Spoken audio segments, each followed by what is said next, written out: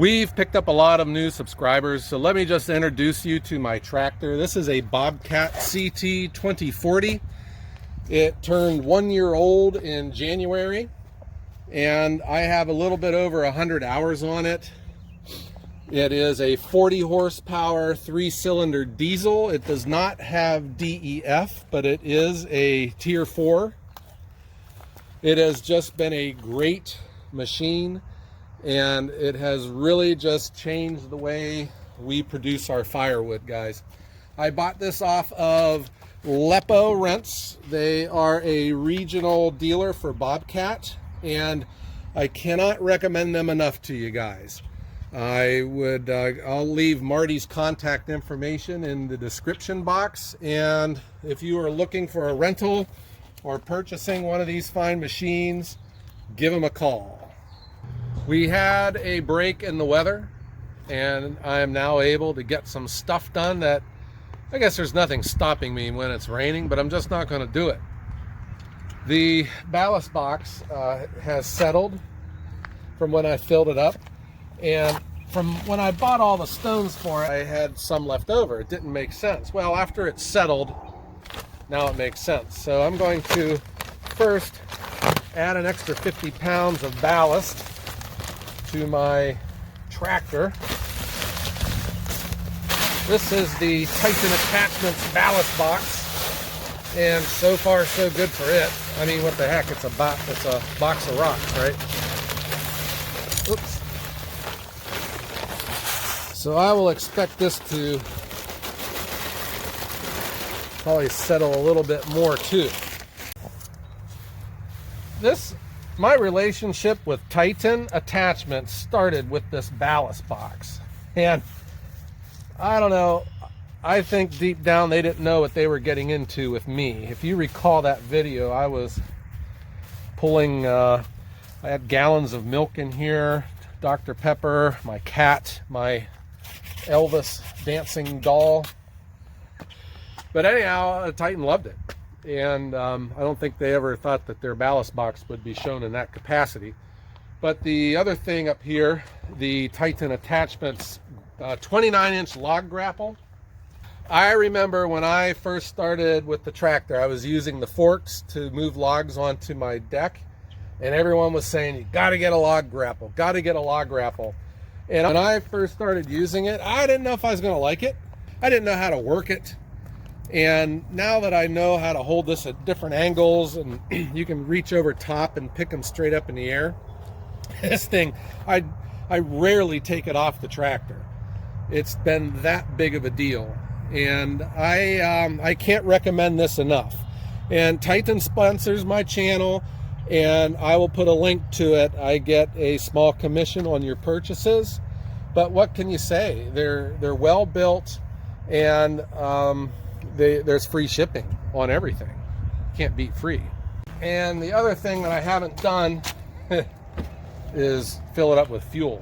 And I didn't run it out, but it's low, and I know you're not supposed to do that. It's not good for them. And then also, I was told too, if you you should keep your tank full, because moisture will accumulate in there. So this is red dye off-road diesel. At least in Ohio, you can get it without the road tax on it. And this is at it's called a liquid transfer pump. I got it from Harbor Freight, and gosh, this thing really works, guys. It's just battery operated, and then you don't have to worry about that darn spout pouring fuel into your tractor.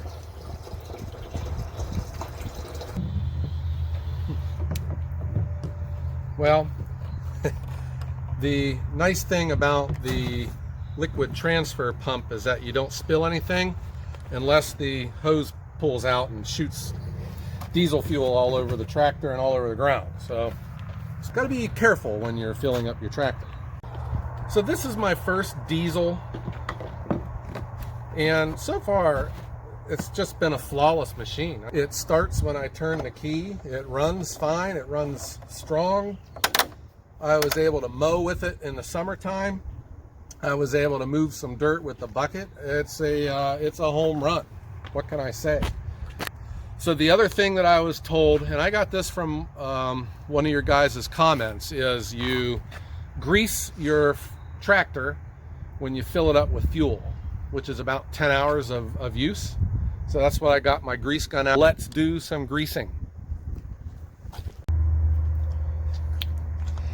I have to say that when I started using this tractor,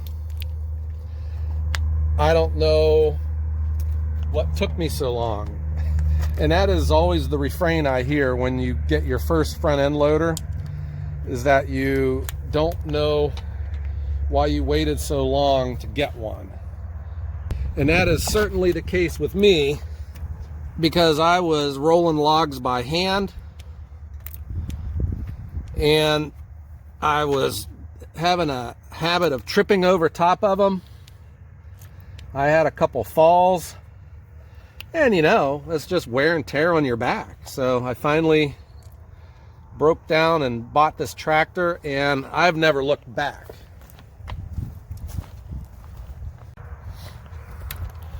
And then there's some grease fittings on the Grapple, so I'll just hit these here.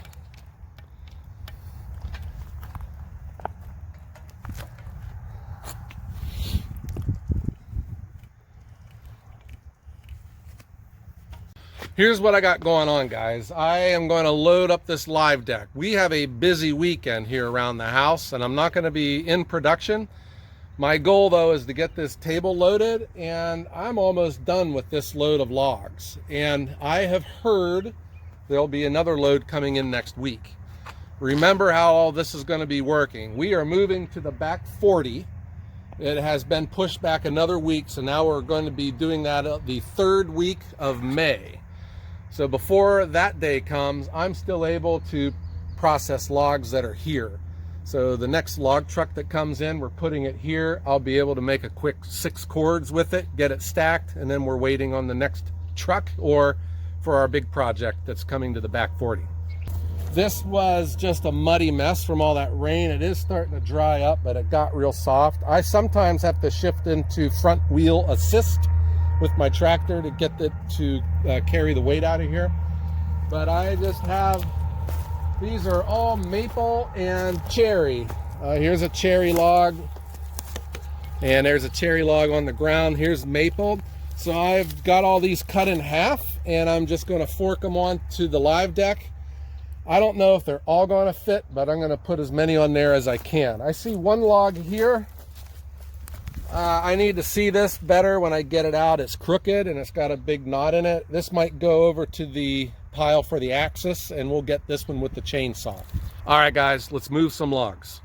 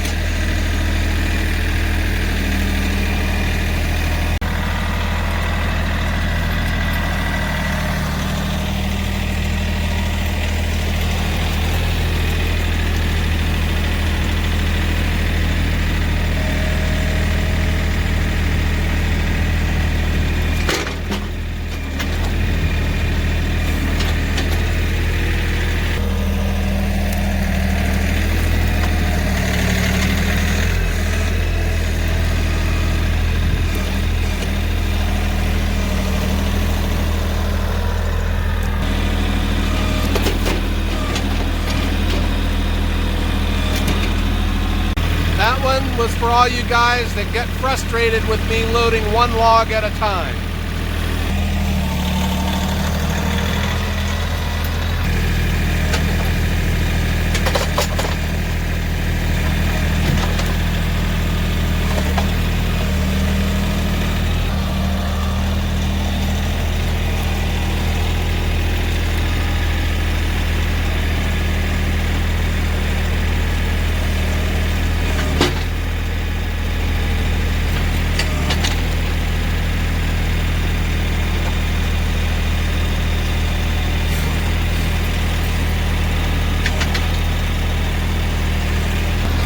was the other half of that cherry log, so I just wanted to make sure I kept them together. It just makes processing easier. Remember guys, we sort by species. I can still run different species on the table, but I like to keep them together. It just helps me when we're stacking.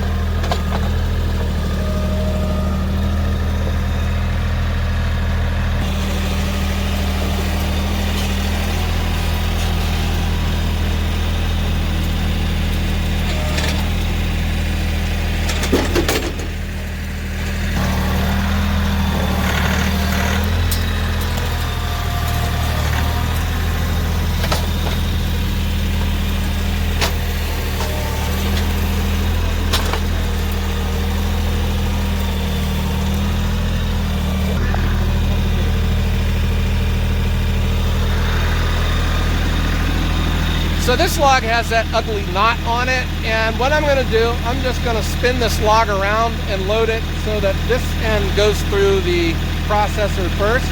I'll make this end my offcut, and we may not even have to cut it. I'll just pull it out and throw it into the woodshed.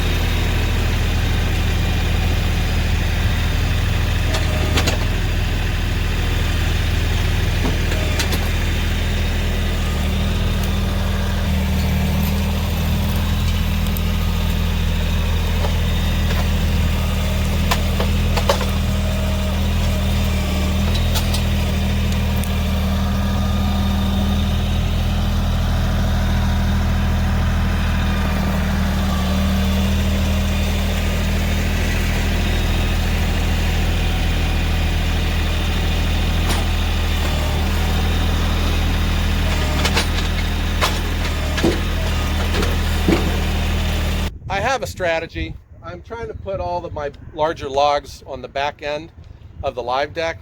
Yes, I've probably done this backwards, but I can still reach over the top and put the skinnier logs. I'm doing it like this so I can minimize the number of times I switch my knife out between a 4 and a 6. I have the 4-way knife in the machine now, so I'm putting all the skinny logs up front, and then once these are processed, I'll finish off with the 6-way knife on the larger ones.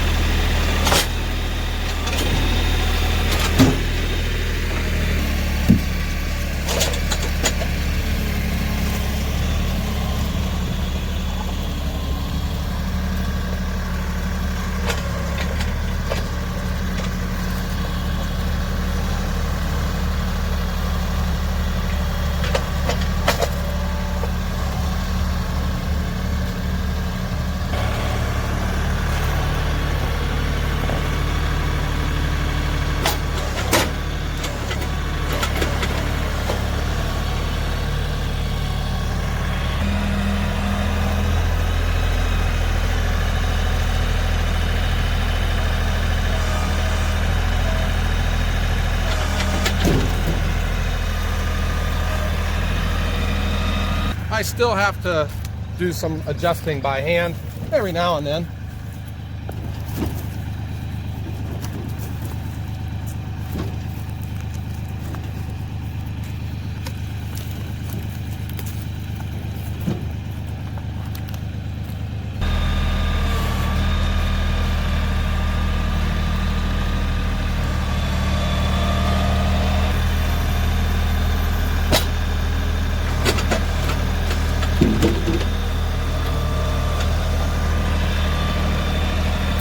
The next morning, guys.